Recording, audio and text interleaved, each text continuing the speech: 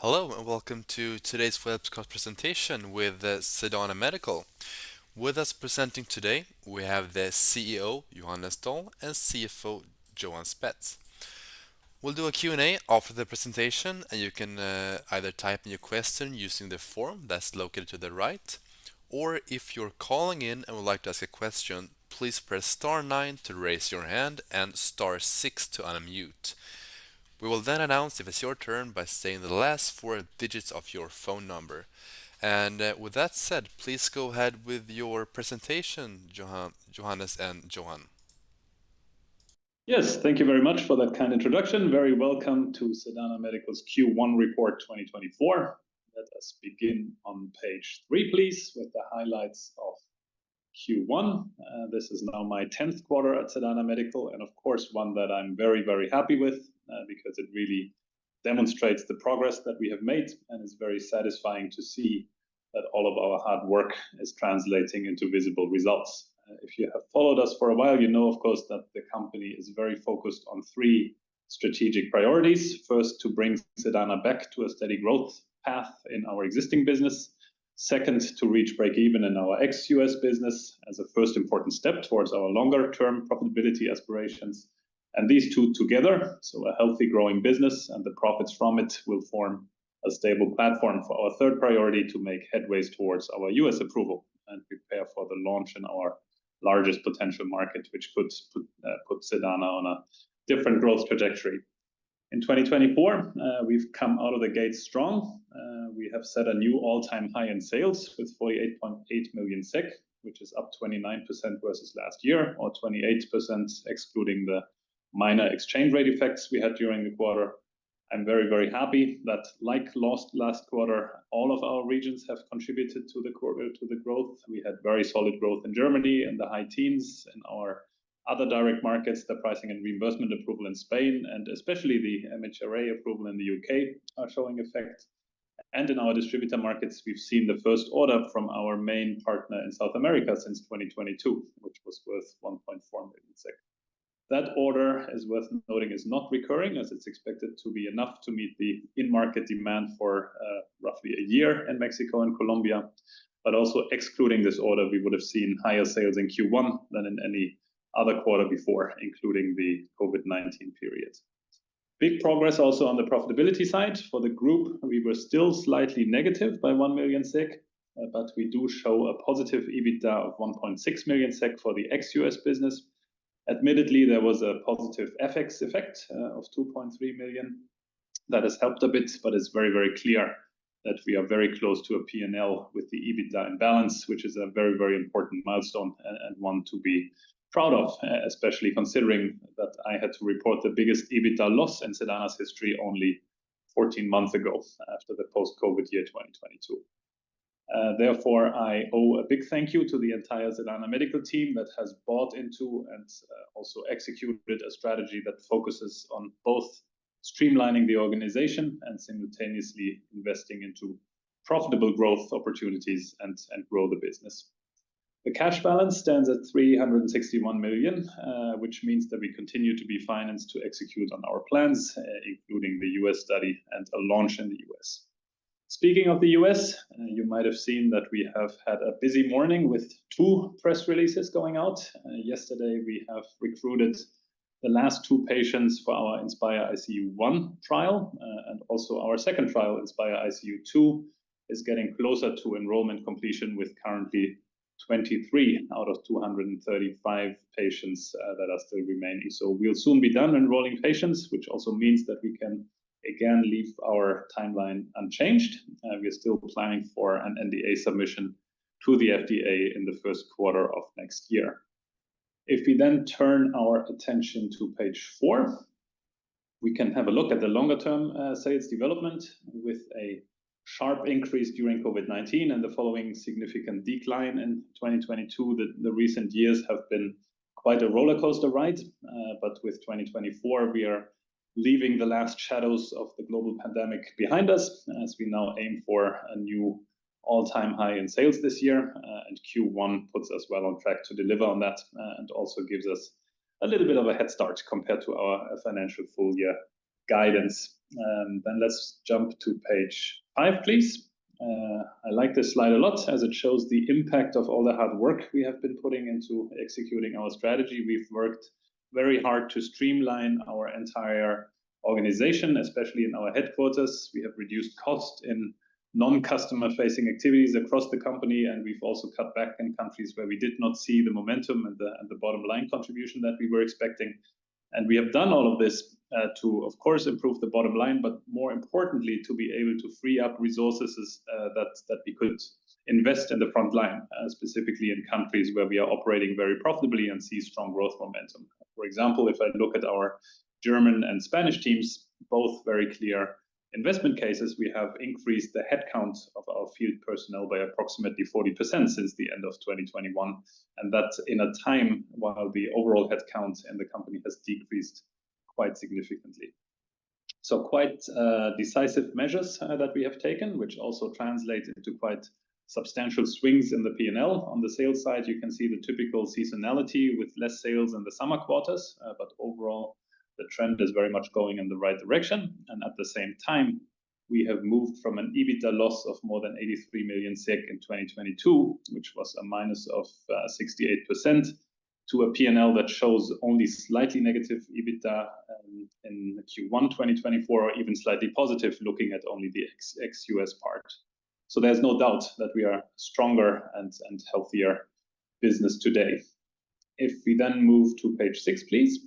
I would like to talk about our performance by region. In Germany, we again saw a slightly lower number of ICU patients than the year before. The main reason here is still that ICUs are struggling to fully staff their teams, and as a consequence of the staff shortages, have to limit the beds that they fill with patients.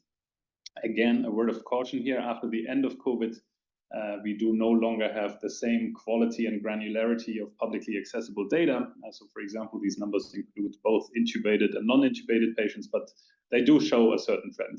And anyway, against those slight market headwinds, we had a strong quarter with 17% growth in euros. What we see here is the impact from having extended the team and new colleagues getting up to speed and also starting to deliver. And also the results from our overall focus on field force effectiveness measures, such as maximizing the time we spend with customers, targeting the right accounts, enhancing the visit effectiveness, etc. On page 7, we can have a look at our other direct markets. Again, year-over-year growth above 50%, and another great step forward towards our objective to become a little less dependent on Germany. These markets combined have now reached almost 30% of our total sales, which is great to see. The biggest contributor, at least in absolute terms, is still Spain. We had a great year last year with updated treatment guidelines, pricing and reimbursement approval, and an expanding customer base. And we continue to really benefit from that, and the very high growth rates are still not slowing down. Great news also from the UK, where the admittedly long-awaited MHRA approval, together with some changes in our go-to-market approach, have indeed led to a significant acceleration of our sales growth. So in that case, it seems we have reached an inflection point in the UK, and I'm really looking forward to seeing further growth. In France, growth was a bit slower than we expected during the quarter due to some unfortunate sick leaves that we had on the team, but that shows also a little bit how much we depend on our teams being out there and present with customers. So in that quarter, we couldn't have present with customers as much as we would have liked, but we still see growth, and there are great further growth opportunities in some important university hospitals that we have started last year, and a couple of tenders that are underway as well. Then let us go to page 8, please. Where we see our distributor business representing approximately 10% of our sales in the quarter. For that part of the business, we have been through a pretty long period of declining sales, as it took a long time to get COVID out of the system, where we saw a lot of extraordinary demand in several regions of the world, and inventory effects have hurt the business a lot. Q1 was then a quarter where we have received the first order from our main South American distributor. It was the first order since 2022. And since the last order was 2 years ago, it's really good news that we're coming back to a normalization here as well. It's worth pointing out that many of our distributor partners do not buy as frequently as our customers in the direct markets do, which usually has to do with shipping costs, import tariffs, etc.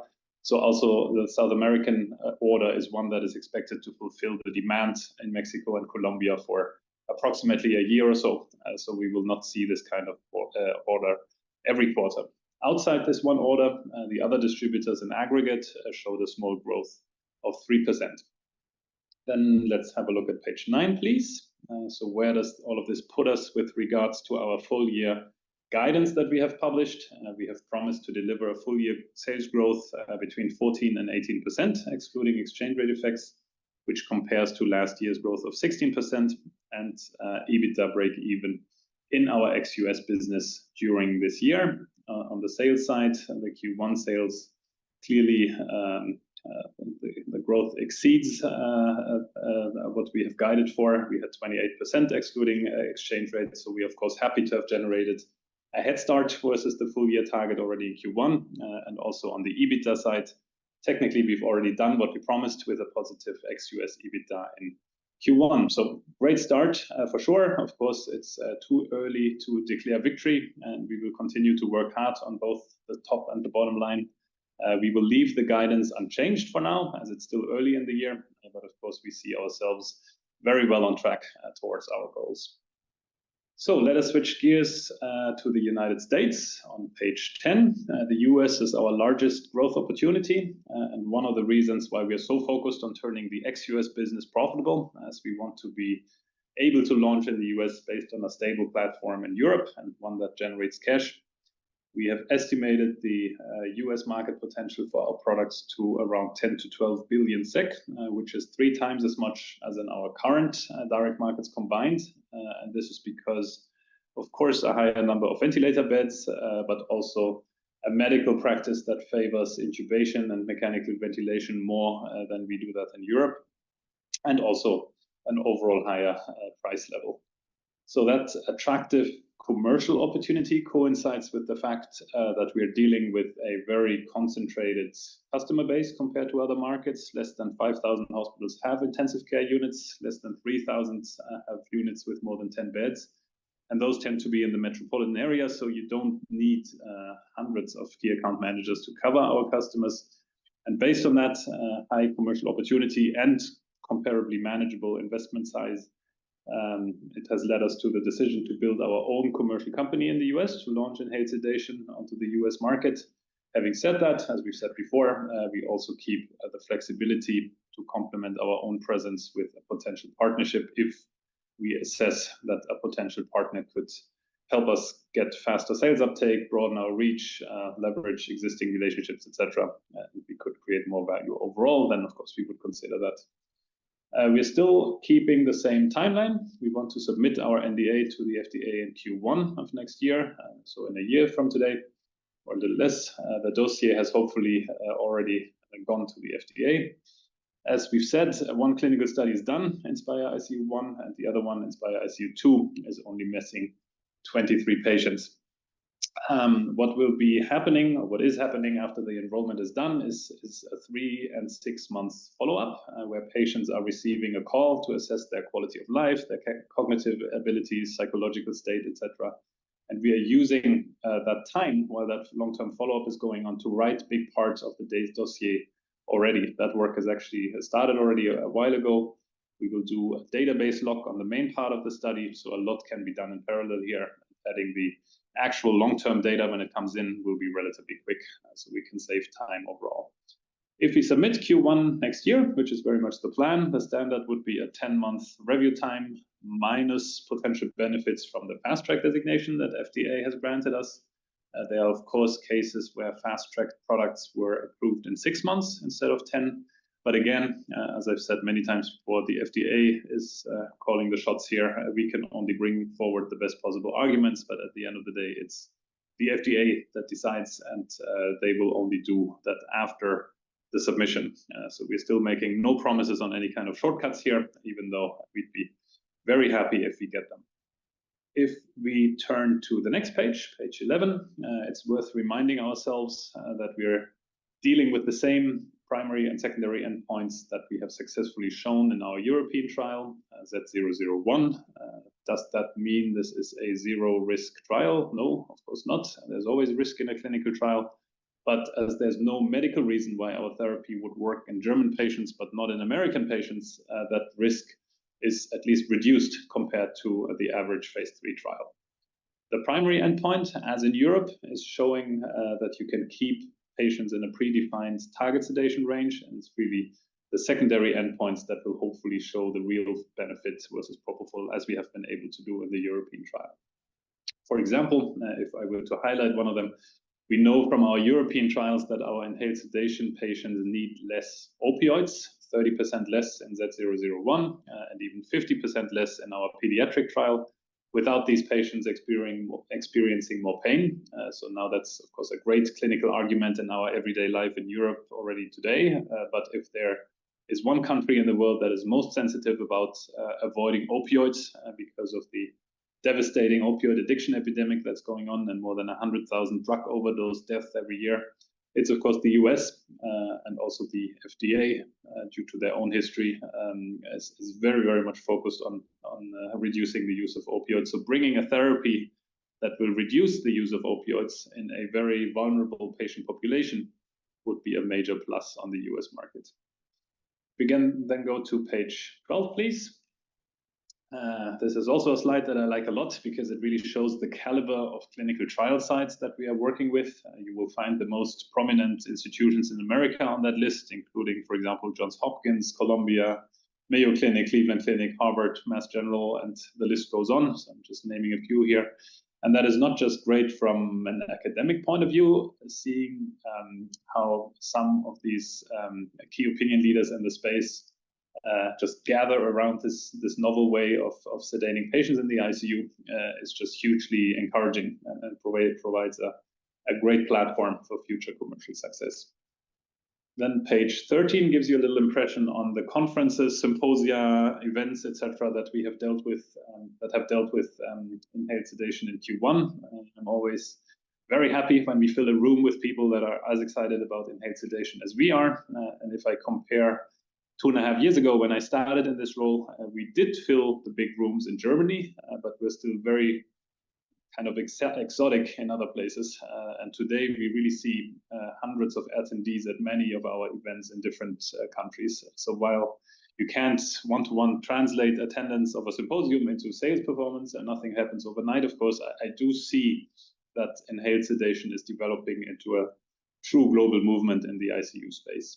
It's also worth mentioning here that, for example, the events that you see here in Brussels, ECCAM, and also the one in Barcelona, there were very well-attended sessions of inhaled sedation without Sedana organizing them. So in these cases, it was one of the study investigators from the US and a top key opinion leaders from Spain that were asked directly to present on inhaled sedation. So it's really great to see that there's enough pull for learning about inhaled sedation, even sometimes without us having to push. So if we then move to the next slide, we're entering the finance section, and our CFO, Johan Spetz, will take you through the details here. Thank you, Johannes. Yes, so in terms of the financial results for the first quarter 2024, Johannes has already mentioned some of these numbers, but it's always useful, I think, to go through them in a bit more detail. So we report net sales in the quarter of 49 million SEK. That's up 29% relative to the same period last year, or 28% if we exclude currency effects. Sales in Germany increased by 18% year-over-year, or 17% excluding FX. Our other direct markets show very strong growth again, 55% up relative to a year ago, or 54% excluding FX. And as Johannes pointed out, it's mainly driven by Spain, as we've seen in recent quarters as well. And now also the UK starting, albeit from a lower base, but very strong growth rates from the UK as well. And the third bucket that we present in terms of our sales, our distributor markets increased by 45% during the quarter compared to last year, 44% excluding FX. And again, that's driven mainly by a large order from our main South American distributor. Excuse me. Our gross profit for the quarter was 35 million SEK, which corresponds to a gross margin of 71%, which is down from 73% in the same period last year. And this decrease in gross margin mainly relates to the product mix, and in particular the fact that we are now selling proportionately more of our pharmaceutical Sedaconda isoflurane in terms of share of our total sales. EBITDA for the quarter for the group as a whole was slightly negative, so minus 1 million SEK.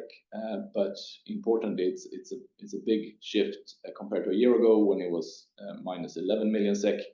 And if we look at the EBITDA excluding the US, so looking at our ex-US business today, as Johannes has highlighted already, we report a positive EBITDA of 2 million SEK, which of course is a massive milestone for the company.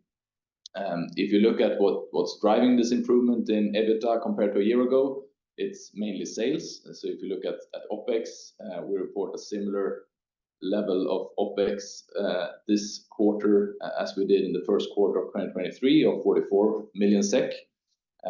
So relatively stable there. What this hides to some extent is that we continue to decrease our selling and administrative expenses due to the organizational efficiency measures that we have put in place.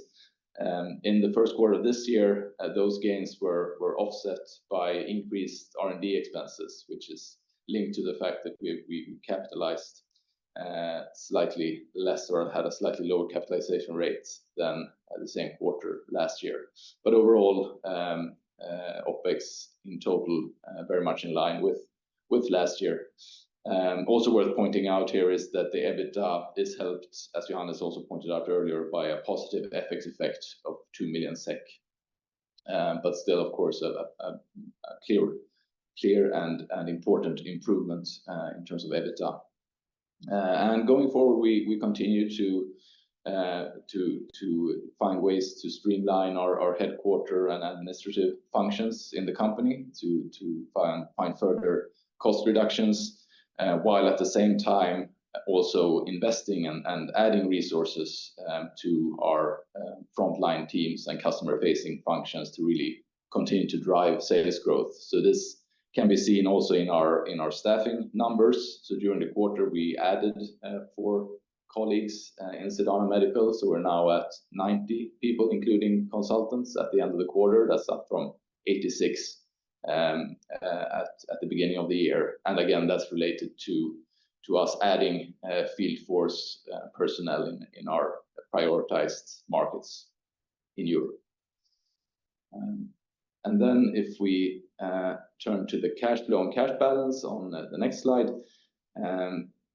we report a cash position at the end of the quarter of 361 million SEK.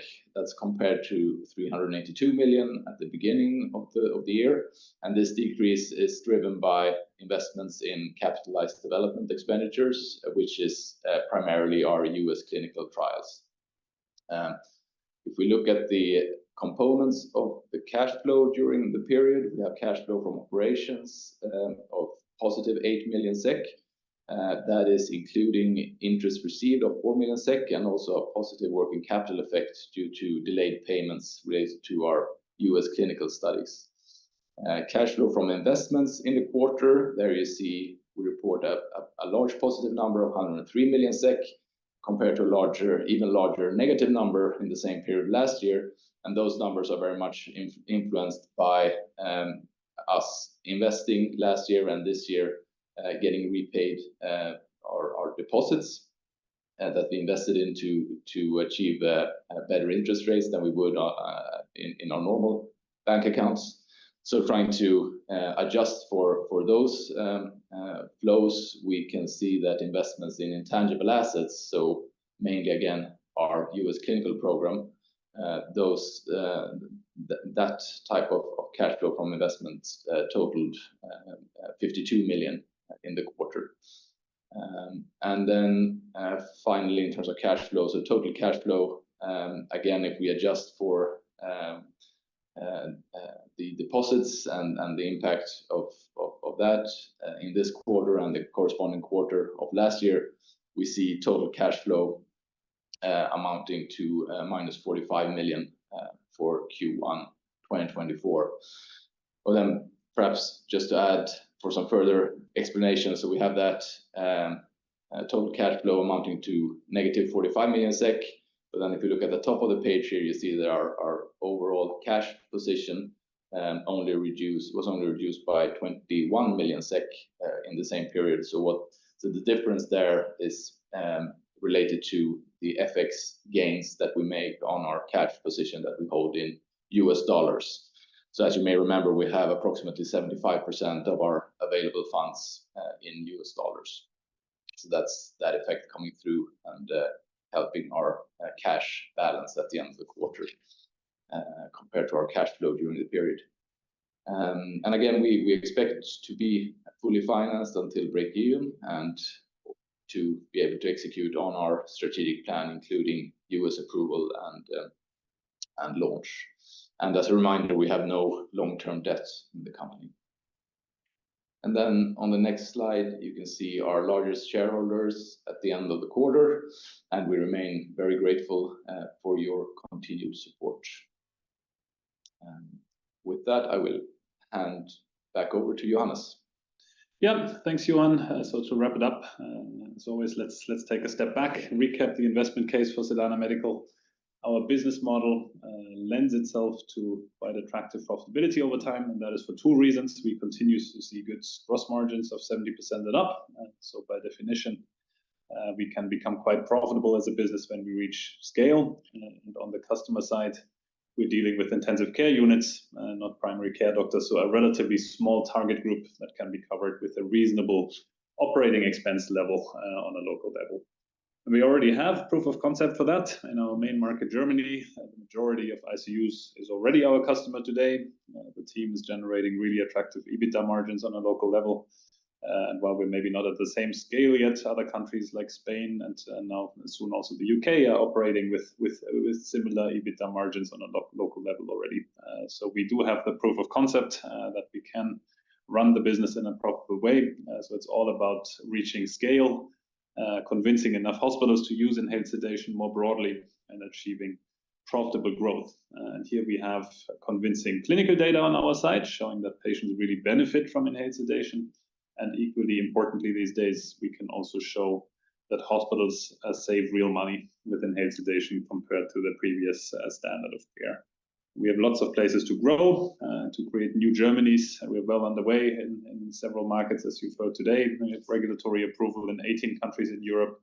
And the largest commercial opportunity, the US, is still completely untapped. We're getting closer, and the FDA has given us fast-track designation. So FDA permitting, we will see a launch in 2026.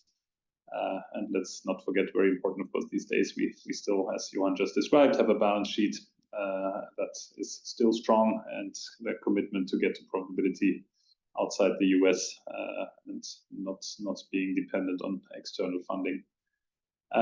So that concludes our presentation. Again, a quarter that we're very pleased with to see the progress. Thank you again for listening, and we'll be very, very happy to take your questions. Thank you very much for that presentation. And like I said, now we'll jump into the Q&A section here. If you'd like to ask Johannes and Johan a question, you can either use the form that is located to the right, or if you're calling in, please press star 9 to raise your hand and star 6 to unmute. We will then announce if it's your turn by saying the last 4 digits of your phone number. And we got the first person calling in ending with 3089. Please go ahead, you have the word. Hello, this is Mattias Wadsten from SEB. I have a few questions for you today. In the UK, you indicate in the report that you're improving here quite clearly, and you have an MHRA approval, of course.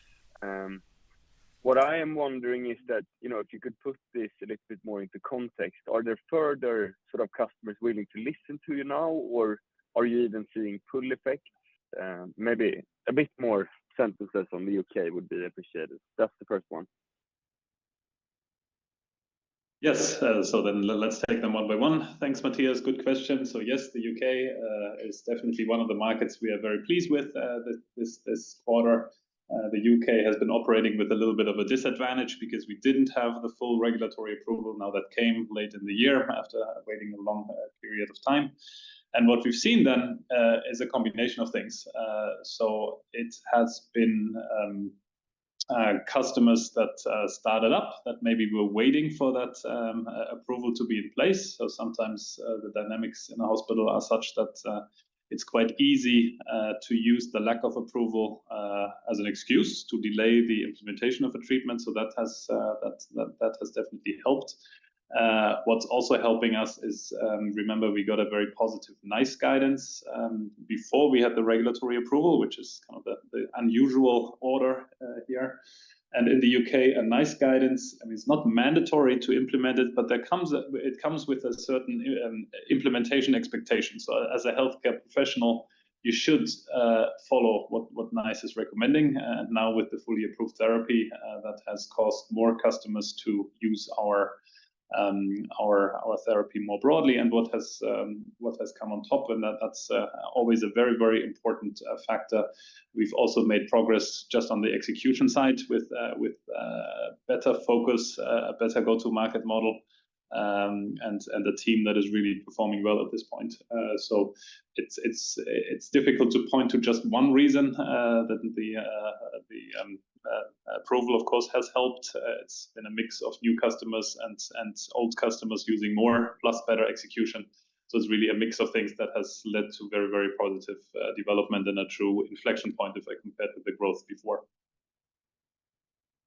No, I think that's a good answer. In terms of Spain, are you willing to give the sort of run rate, growth rate in Spain, just to get a feeling of at what pace we are growing there? And then also on Spain, and perhaps also UK, if you put it into context to like Germany, where you have a very high penetration in certain hospitals or ICUs, let's say. Is that the same in Spain and the UK, where you have sort of a few successful customer accounts that you have a very high penetration at? Yes, so we're not, as you know, we are reporting the sales for these markets in aggregate. So it's basically the sum of Spain, France, UK, Nordics, and Benelux together. What we've also been saying is that Spain has the lion's share in the sales and also in the growth. So if you have the markets on average grow more than 50%, then with your very, very good analyst capabilities, you can probably figure out that the growth in Spain was even higher than the 50%, quite a bit higher, without giving you a precise number. Sorry for that. And in terms of penetration, these markets are still a little less mature than Germany, of course. So what we have in Germany is really a couple of accounts that use inhaled sedation as the standard. So where almost the majority of patients that come in to the ICU receive inhaled sedation. Those type of customers are still quite rare, both in Spain and the UK. We have a few that are coming close, but it often takes a little bit of time of getting used to the therapy to really implement it as the number one choice. So probably the average customer in Spain and also in UK is still a bit smaller than the average customer in Germany. But what I find quite important, and that's what gives me a lot of confidence, is we do see a really good momentum. And let's not forget, Germany was not built over 1 year or 2 years either. That took a long time. So the team has a big head start. So compared to the development we've been through in Germany, I'm very pleased with the speed at which we progress right now in both Spain and UK, the two countries you mentioned. Good flavor. Next one is on OPEX in the US, because it almost looks like you will be profitable on a group level pretty soon.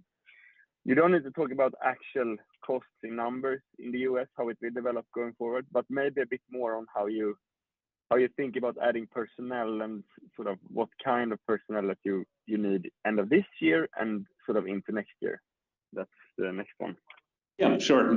For that question, you always have a little bit of a balance between, on the one hand, wanting to prepare for the launch as diligently and as good as possible. And you need to balance that with the financial realities and us not wanting to have a big organization sit on the P&L too early before launch, right? And the way to solve this is for us now that we have concluded the enrollment of Inspire ICU 1, we're getting very close to Inspire ICU 2, so it's not very far away that we will get the top line data in the second half of the year. That will inform us. It's no guarantee, of course, but we will know how likely it will be that we will have a product on the US market. And of course, we very much hope that those news will be positive. And once we have those data, we can feel more comfortable ramping up the team. But then also, as you say, we have to be very smart about the timing here, depending on the different role. Of course, you want somebody to lead the US team to come on relatively early. So let's say late this year, early next year. And you would want to have a bit more medical staff, because there's these kind of profiles like an MSL or medical affairs can speak to physicians pre-approval. They can attend the conferences. They can build a KOL network, building on the great relations we've already have with the different clinical trial sites. But then the more sales related roles, for example, the key account manager that will at the end of the day cover the hospital. Those you would want to bring in relatively late, let's say a month or two before the launch, such that you have enough time to train them and for them to get comfortable with the territory, do account mapping and so forth, because there's not very much they can do at the customer interface before you have the label approved. You're not allowed to sell, you're not allowed to do any pre-selling in the commercial roles. So it's a kind of a staggered approach where the trigger point will be the top line data, as I said, and then depending on the role between launch and later this year, we'll ramp up a bit. Good. And the next one is only on if you could give any sense of how the cost for the US studies will level off here. Maybe talk about it in the context of when you have recruited all patients also in Inspire ICU 2. Because I imagine patient enrollment costs a lot, or how should we see it? Yes. So if you look at the cash flow that Johan has been through, I mean, there has been quite a few effects this quarter. But if you cut to the essentials here, the biggest cash out, of course, is capitalized expenses, and in that, by far, the majority is the US trial. And the way we pay for the US trial, of course, we're not running that ourselves. We're working with the clinical research organization. There's essentially three elements here that we need to pay for. One is most clinical trial sites ask for a startup fee. So just to include them in the study, you pay a certain amount. Most of that is behind us because of course we are not opening any new studies sites anymore now that we're so close. The biggest part, by quite a margin in the cost, is a per patient fee. So every patient that gets included in the study, we pay to the hospital a certain amount. That amount is different by clinical trial site, but it's quite a substantial amount. So that directly correlates with the enrollment speed. Right now, we of course we're running full speed. As you saw a higher number of that in Q1.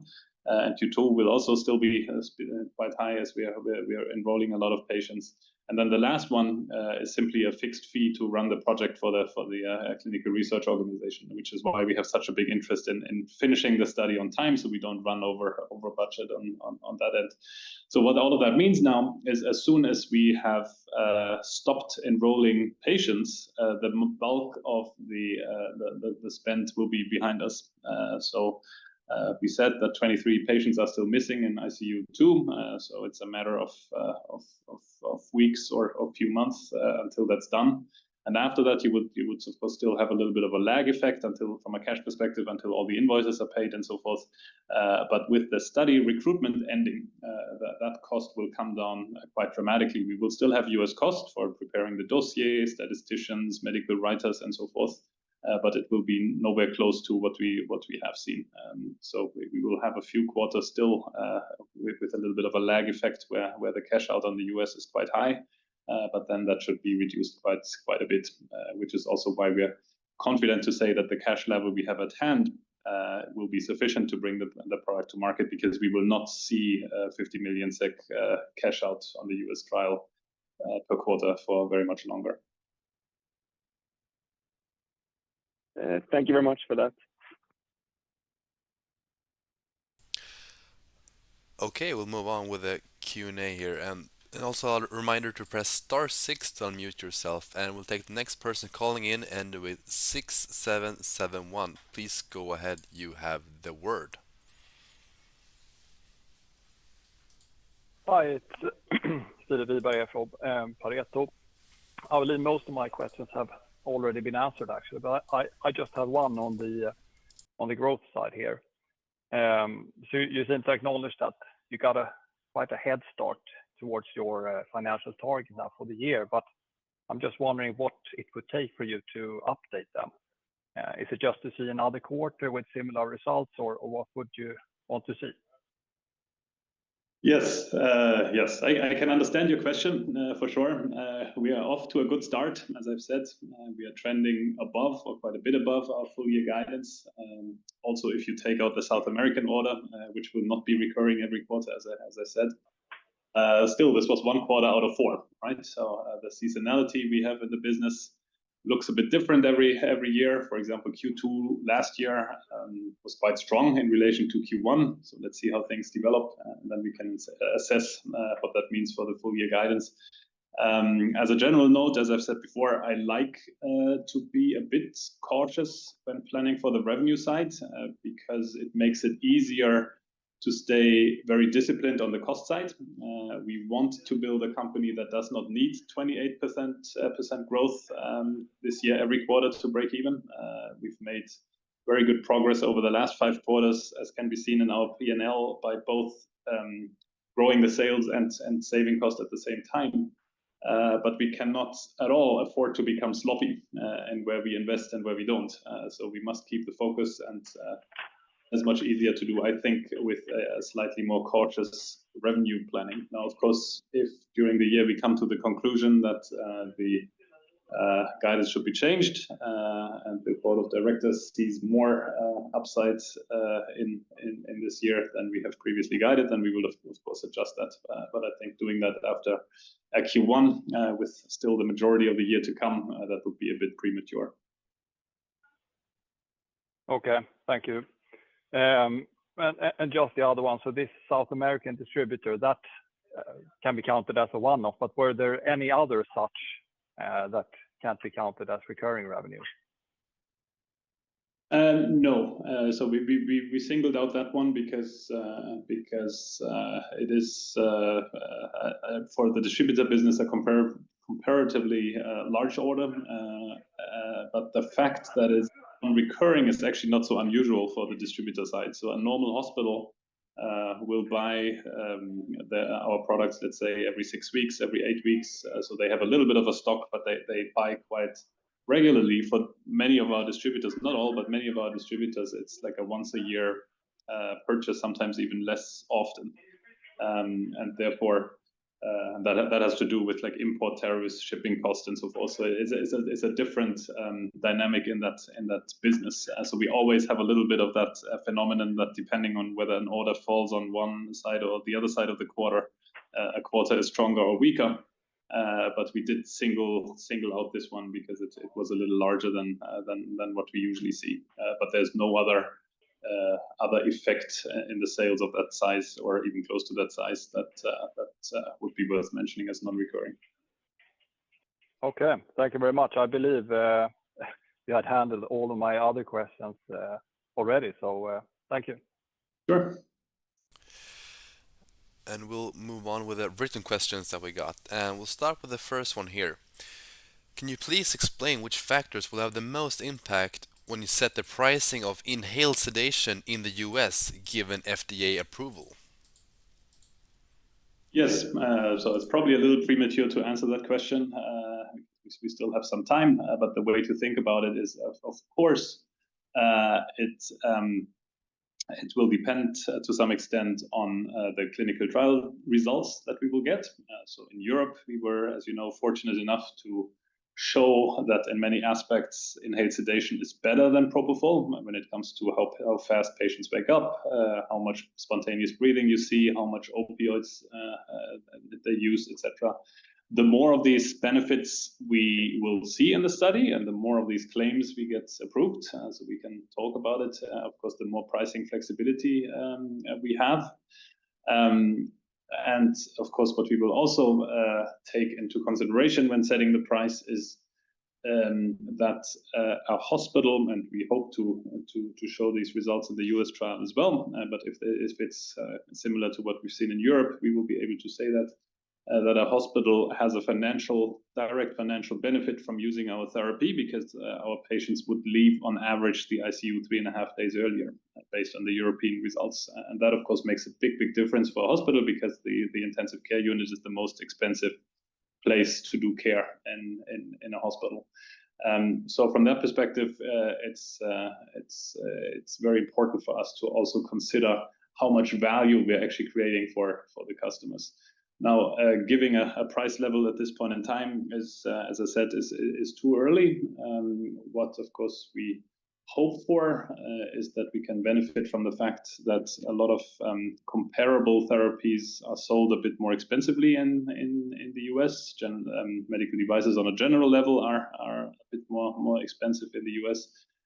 So from that perspective, I think there's some opportunity on the pricing side. But let's see that we get the data first, and then we can think through how to price it appropriately. And of course, we also want to make clear that we want as many patients to benefit from this therapy as possible. So we are not going for something that is sitting in a niche at a very inflated price. We really want to make sure, since we are of course convinced, now we are not neutral, but we are convinced that this is the best way of sedating most patients in the ICU. So of course we also want to make sure that most patients get access to that therapy. Okay, and we'll take one final question here. Considering the strong start to 2024, how do you plan to maintain this momentum and achieve your financial goals for the remainder of the year?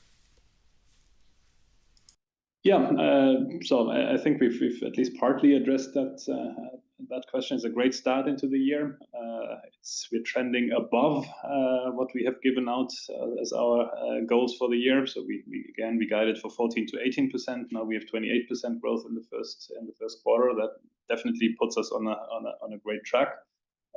We always have to be a little bit careful, because there's some seasonality in the business that is a little bit different every year, depending on how flu seasons go and different infection rates and personnel shortages in hospitals and so forth. So since we are exposed to a very specific market, which is mechanically ventilated patients in the ICU, there will always be some volatility, and maybe not every quarter we will show 28% growth.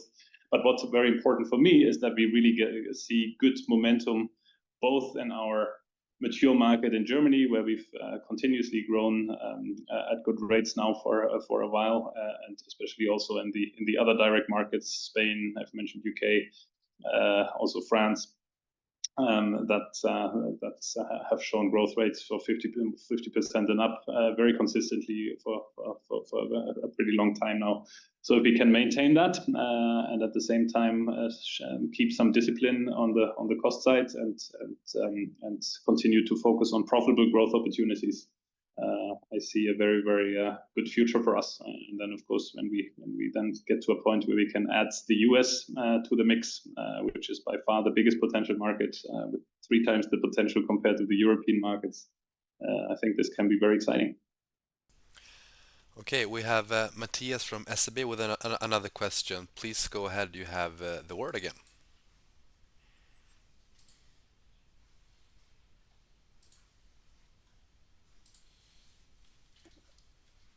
Could you hear me now, perhaps? Yes. Sorry, I was on mute.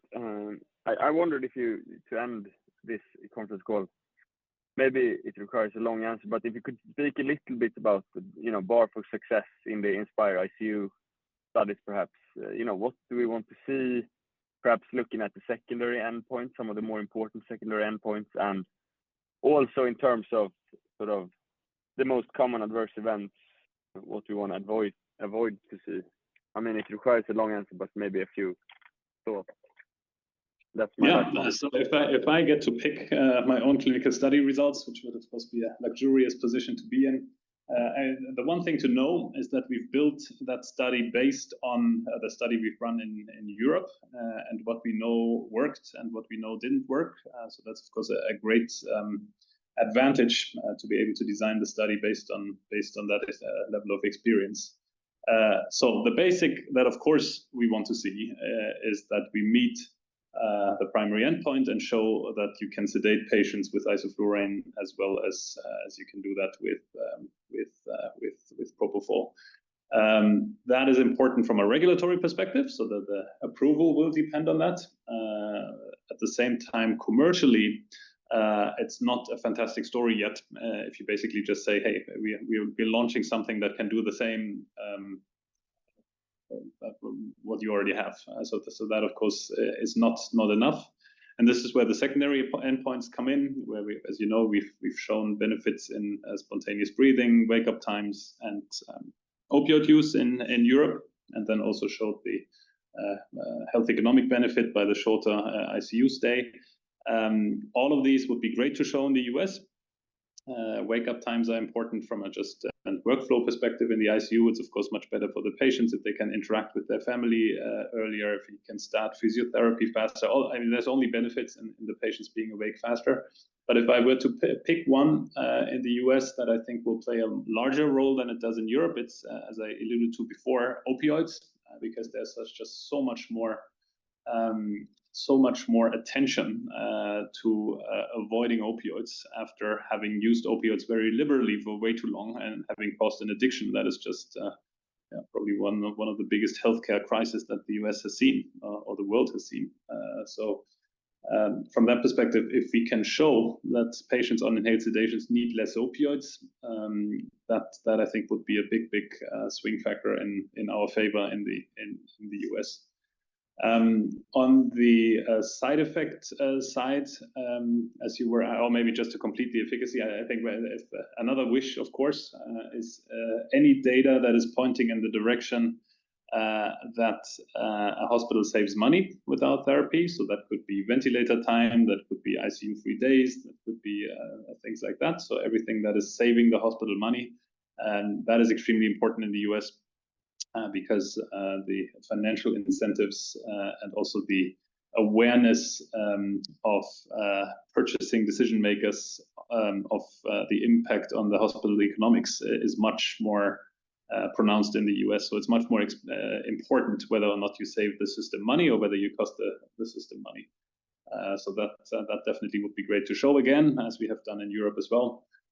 So essentially, yeah, I'd already be happy if we get to the same label that we have in Europe on the side effects side. Since you asked for that, I'm not so concerned because isoflurane is a well-known, well-studied molecule. We've used inhaled sedation in several 100,000 patients. We know the side effect profile very well. If something unforeseen severe had happened during the study, we would know because you have to report these things. But the side effects that have come up were very much in line with what was expected. So that would be a very negative surprise if something comes out that I don't expect. So the short answer is everything that's showing superiority in the secondary endpoints, especially opioids. Everything that helps building a health economic case towards hospital decision makers would be fantastic. Good. Maybe you covered my second question as well. But if you show, let's say, the reduction in opioid use as you did in the European study, that would be sort of good results from that perspective, also for the US and the FDA. Yeah, for sure, absolutely. So I think that would be very important. So yes, let's hope for that. And I mean, again, we showed 30% reduction in Europe, even 50% in kids. So We know that the starting base for opioids in the US is even a bit higher than in Europe, so more potential to show a reduction. So let's hope for the best. I'm quite confident. Yeah, I mean, thank you so much. Thank you. Okay, that's a wrap for the Q&A section here. Thank you very much for everyone tuning in to Sedana Medical's Q1 presentation here, and also thank you very much, Johannes and Johan, for presenting and answering all of the questions. And yeah, thank you very much, and until next time, have a good day. Thanks. Have a good day.